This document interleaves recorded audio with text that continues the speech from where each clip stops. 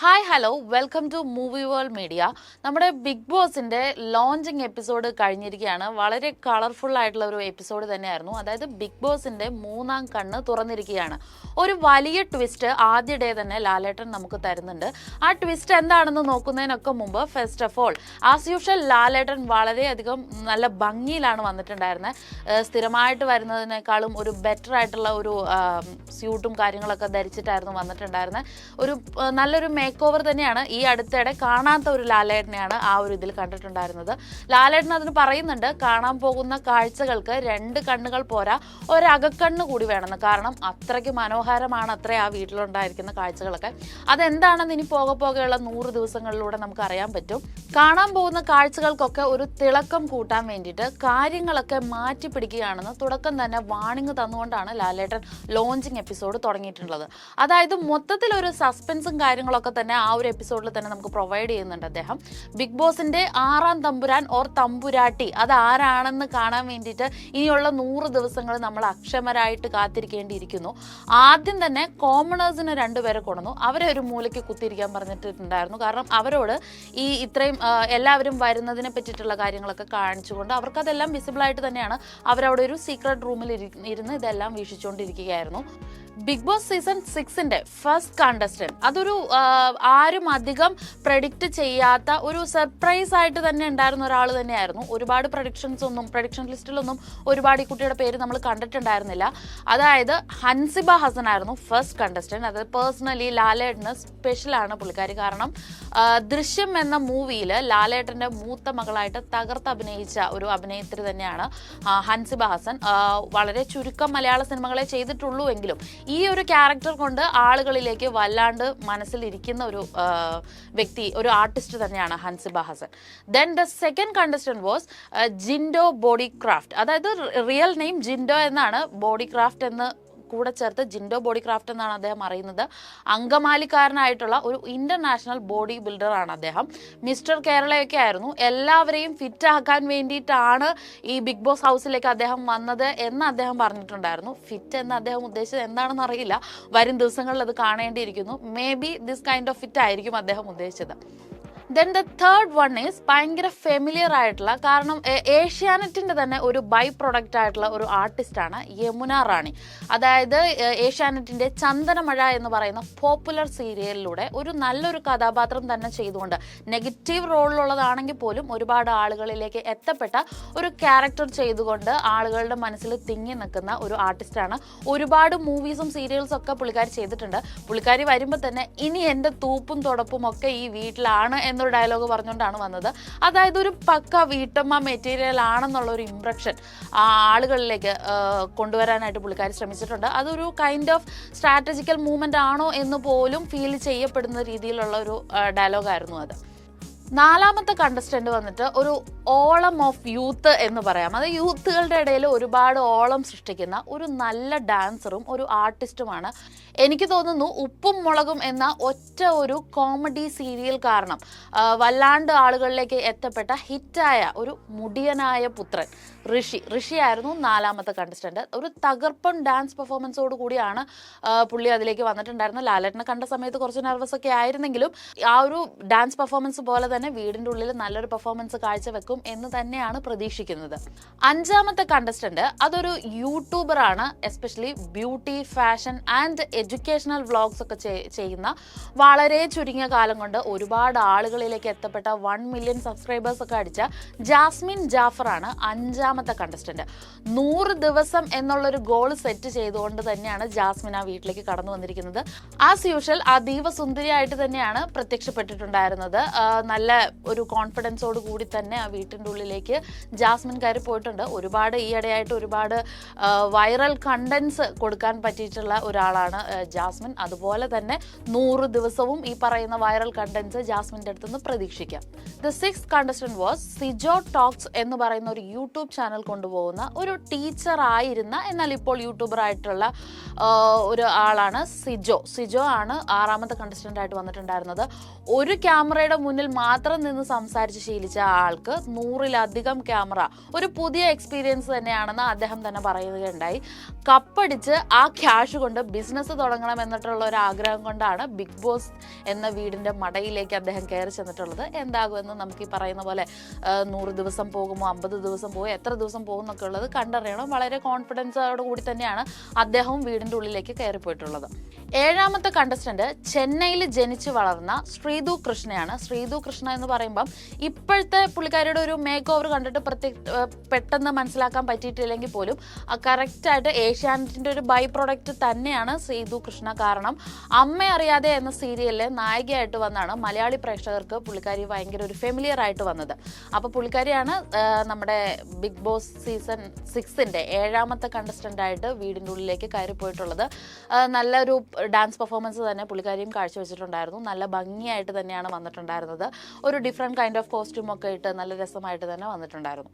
Big boss season 6ലെ 8ാമത്തെ കണ്ടസ്റ്റന്റിന് ഒരു ചെറിയൊരു പ്രത്യേകതയുണ്ട്. കാരണം പുള്ളിക്കാരി മലയാളി അല്ല, മലയാളം അത്ര കൈവശമില്ല. കാരണം സെലിബ്രിറ്റി മേക്കപ്പ് ആർട്ടിസ്റ്റ് ആയിട്ടുള്ള ജാൻ മാണി ദാസ് ആണ് അതിൽ വന്നിട്ടുണ്ടായിരുന്നത്. ഒരുപാട് 300-something ആളുകൾക്ക്, സെലിബ്രിറ്റീസിന് ഈ ഒരു മേക്ക് ഓവർ ചെയ്ത് കൊടുത്ത് ഈ ഒരു ഫീൽഡിൽ നന്നായിട്ട് തിളങ്ങി നിൽക്കുന്ന ഒരാൾ തന്നെയാണ് ജാൻ മണി ദാസ്. മൊത്തത്തിൽ വീടിൻ്റെ ഉള്ളിൽ വന്ന് എല്ലാവരെയും മേക്ക് ഓവർ ചെയ്ത് ബ്യൂട്ടിഫുൾ ആക്കും എന്നതാണ് പുള്ളിക്കാരി പറയുന്നത്. പുള്ളിക്കാരി ഒരു നോർത്ത് ഇന്ത്യൻ ആണ്, പക്ഷെ കഴിഞ്ഞ 14 വർഷമായിട്ട് കേരളത്തിൽ സെറ്റിൽഡ് ആണ്. മലയാളം പറയാനായിട്ട് വളരെയധികം ട്രൈ ചെയ്യുന്നുണ്ട്. നല്ല രസകരമായ കുറേ മൊമെന്റ്സ് പുള്ളിക്കാരുടെ കയ്യിൽ നിന്ന് കിട്ടുമെന്ന് തന്നെയാണ് പ്രതീക്ഷിക്കുന്നത്. 9ാമത്തെ കണ്ടസ്റ്റന്റ് സംതിങ് സ്പെഷ്യൽ ആണെന്ന് തന്നെയാണ് എനിക്ക് തോന്നുന്നത്. കാരണം പ്രൊമോ വീഡിയോ ഇറങ്ങിയപ്പോൾ മുതൽ ഇതാരാണെന്ന് സോഷ്യൽ മീഡിയ വളരെയധികം സെർച്ച് ചെയ്തിട്ടുള്ള ഒരാളാണ്. കാരണം കാവേരി തുമ്പിൽ കാത്തിരുന്ന പൈതൽ ആണ് അദ്ദേഹം. വീഡിയോ ജോക്കിയാണ്. അദ്ദേഹത്തിന്റെ പേര് രതീഷ് കുമാർ എന്നാണ്. അദ്ദേഹം വീഡിയോ ജോക്കി മാത്രമല്ല, ഒരു ആർട്ടിസ്റ്റ് കൂടിയാണ്. തൃശ്ശൂർ ഗഡിയാണ് അദ്ദേഹം. ഫിനാലേക്കുള്ള കുപ്പായം വരെ തുന്നി പെട്ടിയിലാക്കി പൂട്ടിയിട്ടാണ് അദ്ദേഹം വന്നിട്ടുള്ളത്. വളരെയധികം കോൺഫിഡൻസോട് കൂടി തന്നെ 6ാം തമ്പുരാനാകാൻ പറ്റും എന്ന് തന്നെ പറഞ്ഞിട്ടാണ് അദ്ദേഹം വീടിൻ്റെ ഉള്ളിലേക്ക് പോയിട്ടുള്ളത്. 10ാമത്തെ കണ്ടസ്റ്റന്റ് ഒരു ഫിലിം ആർട്ടിസ്റ്റ് തന്നെയാണ്. സ്റ്റേറ്റ് ഫിലിം അവാർഡൊക്കെ വിൻ ചെയ്തിട്ടുള്ള ഒരു ആർട്ടിസ്റ്റാണ്. പുള്ളിക്കാരിയുടെ കൂടുതലായിട്ടുള്ള കാര്യങ്ങൾ പറഞ്ഞിട്ടുണ്ടെങ്കിൽ നിങ്ങൾക്ക് മനസ്സിലാവാൻ എളുപ്പത്തിന് വെയിൽ എന്ന് പറയുന്ന ഒരു മൂവിയിൽ ഷൈൻ നിഗത്തിന്റെ അമ്മയായിട്ടാണ് പുള്ളിക്കാരി റോൾ ചെയ്തിട്ടുണ്ടായിരുന്നത്. ശ്രീരേഖ എന്നാണ് പേര്. പുള്ളിക്കാരിയുടെ ഡെബ്യൂട്ട് മൂവിയായിരുന്നു വെയിൽ. ആ മൂവിക്ക് തന്നെയാണ് സ്റ്റേറ്റ് ഫിലിം അവാർഡ് ലഭിച്ചിട്ടുള്ളത്. ഫിലിം ആർട്ടിസ്റ്റ് മാത്രമല്ല, സൈക്കോളജിസ്റ്റ് കൂടിയാണ്. സിനിമയിൽ വരുമ്പോൾ വളരെ തകർത്ത് നാച്ചുറൽ ആയിട്ടുള്ള ഒരു അഭിനയം കാഴ്ചവെക്കുന്നവര് വീടിൻ്റെ ഉള്ളിൽ ജീവിക്കുമോ അഭിനയിക്കുമോ എന്നുള്ളത് നമുക്ക് കണ്ടു തന്നെ അറിയണം. 11ാമത്തെ കണ്ടസ്റ്റന്റ് സ്വന്തമായിട്ട് 2 വ്യക്തിത്വമുള്ള ഒരാളാണ്. മൂപ്പര് BB ഹൗസിലെ നാഗവല്ലനാണെന്നാണ് പറയുന്നത്. അതായത് റോക്കി അസി എന്നാണ് അദ്ദേഹത്തിന്റെ പേര്. ചിന്തിച്ച് പ്രവർത്തിക്കുന്ന അസി എന്ന് പറയുന്ന ഒരു ക്യാരക്ടറും എടുത്തുചാട്ടം കൂടുതലായിട്ടുള്ള റോക്കി എന്ന് പറയുന്ന ഒരു ആളും, ഒരു രണ്ടും കൂടി ചേർന്നിട്ടുള്ള ഒരാളാണെന്നാണ് പുള്ളി പറയുന്നത്. ആളൊരു കിക്ക് ബോക്സർ ആണ്, ട്രിവാൻഡ്രംകാരനാണ്. ബിഗ് ബോസിന്റെ കപ്പ് മാത്രമല്ല, മാസ്റ്റർ ബെഡ്റൂം അടക്കം അദ്ദേഹത്തിന് വേണമെന്നാണ് അദ്ദേഹം പറയുന്നത്. ഫസ്റ്റ് തന്നെ അദ്ദേഹം പറഞ്ഞിരുന്നു 4 ബെഡ്റൂം ഉള്ളതിൽ മാസ്റ്റർ ബെഡ്റൂം എൻ്റേതായിരിക്കുമെന്ന്. അത്ര കോൺഫിഡൻസോട് കൂടിയിട്ടാണ് പുള്ളി വീടിൻ്റെ ഉള്ളിലേക്ക് കയറിപ്പോയിട്ടുള്ളത്. അടുത്ത 12ാമത്തെ കണ്ടസ്റ്റന്റ് എന്ന് പറയുന്നത് ഏഷ്യാനെറ്റിന്റെ തന്നെ ഓൺ പ്രൊഡക്റ്റ് ആയിട്ടുള്ള അപ്സര രത്നാകരനാണ്. അതായത് സ്വാന്തനം എന്ന് പറയുന്ന ജനങ്ങൾ ഒരുപാട് ഏറ്റെടുത്ത ഒരു സീരിയൽ, അതൊരു കണ്ണീർ സീരിയൽ ആയിരുന്നെങ്കിൽ പോലും പൊട്ടിച്ചിരി ഉണർത്തിയ ആ ഒരു കണ്ണീർ സീരിയലിൽ പൊട്ടിച്ചിരി ഉണർത്തിയ ഏക ഒരാളെന്ന് പറയുന്നത് ഈ അപ്സരയുടെ ക്യാരക്ടറായിരുന്നു.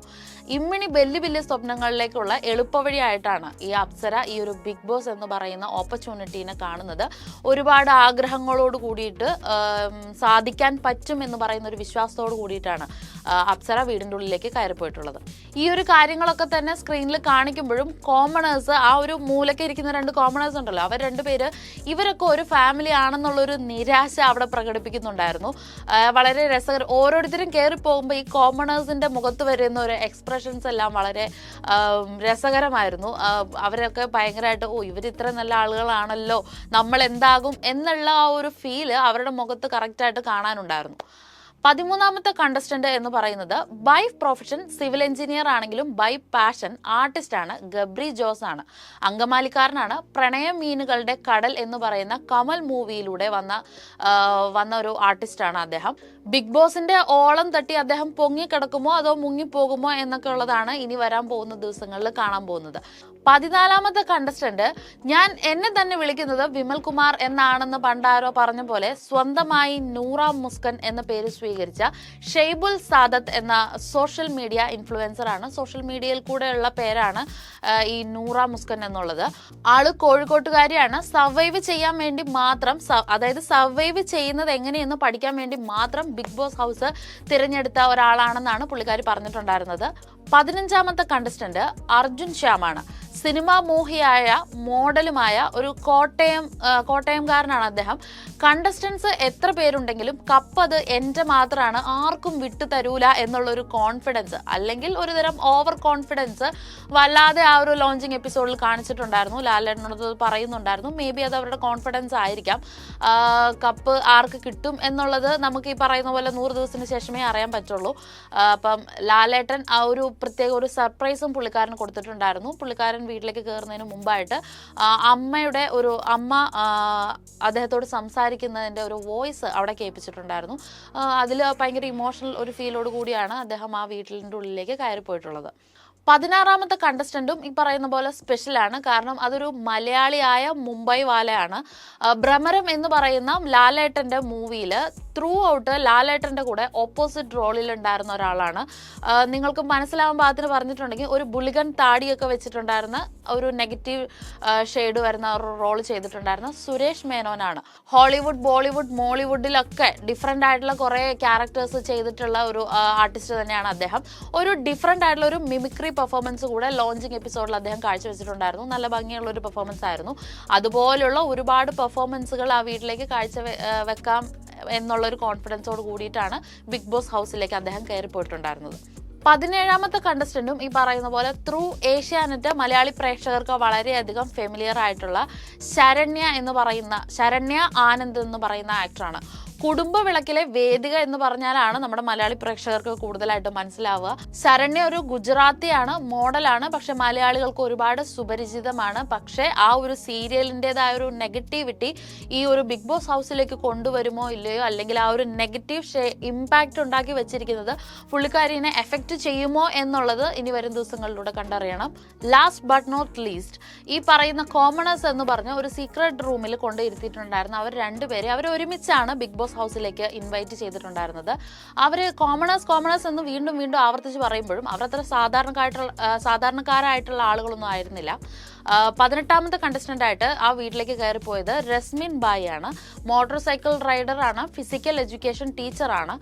സെന്റ് തെരേസസ് കോളേജിലെ ഫിസിക്കൽ എഡ്യൂക്കേഷൻ ടീച്ചറായിട്ടാണ് പുള്ളിക്കാരി ഇപ്പോൾ വർക്ക് ചെയ്തുകൊണ്ടിരിക്കുന്നത്. അതുകൂടാതെ 19ാമത്തെ കണ്ടസ്റ്റന്റ് ആയിട്ട് ബിഗ് ബോസ് ഹൗസിലേക്ക് കയറിപ്പോയിട്ടുണ്ടായിരുന്നത് നിഷാനയാണ്. ബൈക്കിലൂടെ ഓൾ ഇന്ത്യ ട്രിപ്പും സൈക്കിളിലൂടെ സൗത്ത് ഏഷ്യൻ കൺട്രീസിലൂടെ മുഴുവനായിട്ടുള്ള ഒരു ട്രിപ്പും നടത്തിയിട്ടുള്ള ഒരു ട്രാവൽ ഫ്രീക്ക് തന്നെയാണ് നിഷാന. ഒരു അടിപൊളി യുദ്ധത്തിന് തയ്യാറായിട്ട് തന്നെയാണ് രണ്ടുപേരും ആ വീടിൻ്റെ ഉള്ളിലേക്ക് കയറി പോയിട്ടുണ്ടായിരുന്നത്. കാരണം അവരൊരു കോമണേഴ്സ് ആണ്. എന്താണ് സപ്പോർട്ട് പുറമേ നിന്ന് കിട്ടുക എന്നുള്ളതിനെ പറ്റിയൊക്കെ അവർ വളരെയധികം കോൺഷ്യസ് ആവുന്ന പോലെ ഫീൽ ഉണ്ടായിരുന്നു. ബാക്കിയുള്ള എല്ലാവരും തന്നെ 17 പേരും ഈ എങ്ങനെയൊക്കെയോ ആളുകളിൽ അറിയുന്ന ആളുകളായതുകൊണ്ട് ഇവർക്ക് ആ ഒരു സപ്പോർട്ട് കിട്ടുമ്പോൾ എങ്ങനെ ഉണ്ടാവും എന്നുള്ളൊരു ബോധർനെസ് ഇവർക്ക് വല്ലാതെ ഉണ്ടായിരുന്നതായിട്ട് ഇവരുടെ മുഖത്തും ഫീൽ ചെയ്യുന്നുണ്ടായിരുന്നു. ബിഗ് ബോസ് സീസൺ 6ന്റെ ഈ 19 സ്ട്രോങ്ങസ്റ്റ് ആയിട്ടുള്ള കണ്ടസ്റ്റൻസും അകത്തെത്തി കഴിഞ്ഞപ്പോൾ ബിഗ് ബോസ് സീസൺ 5ലെ കണ്ടസ്റ്റന്റ് ആയിട്ടുണ്ടായിരുന്ന റിനോഷ് ഒരു റാപ്പ് സോങ് അവിടെ പെർഫോം ചെയ്തിട്ടുണ്ടായിരുന്നു. അബൌട്ട് ബിഗ് ബോസ് സീസൺ 6 വരാനിരിക്കുന്ന കാഴ്ചകളെ പറ്റിയൊക്കെ വളരെ കളർഫുൾ ആയിട്ട് തന്നെ പറഞ്ഞുകൊണ്ടിട്ടുള്ള ഒരു പെർഫോമൻസ് ആയിരുന്നു അദ്ദേഹത്തിൻ്റെത്. അതിനുശേഷം ലാലേട്ടൻ വീട്ടിലിരിക്കുന്ന 19 പേരെയും സ്ക്രീൻ വഴി വിഷ് ചെയ്യുകയൊക്കെ ചെയ്തിട്ടുണ്ടായിരുന്നു. എന്താണെങ്കിലും ബിഗ് ബോസ് സീസൺ 6ന്റെ ഫസ്റ്റ് എപ്പിസോഡ് ഇന്നു മുതൽ പോവാണ്. എന്താകുമെന്നുള്ളത് ആളുകൾ വെയിറ്റ് ചെയ്തിരിക്കുകയാണ്. കാരണം ബിഗ് ബോസ് സീസൺ 5ന് ശേഷം ഒരു വലിയ ഗ്യാപ്പ് ഈ ബിഗ് ബോസ് സീസൺ 6ലേക്ക് വന്നിട്ടുണ്ടായിരുന്നു. അപ്പോൾ അതുകൊണ്ടിട്ട് തന്നെ എല്ലാവരും ഒന്നിനൊന്ന് മെച്ചമായിട്ട് തന്നെയാണ് വീടിൻ്റെ ഉള്ളിലേക്ക് കയറി പോയിട്ടുള്ളത്. എന്ത് യുദ്ധമാണ് നടക്കാൻ പോകുന്നതെന്ന് കാത്തിരുന്ന് കാണാം.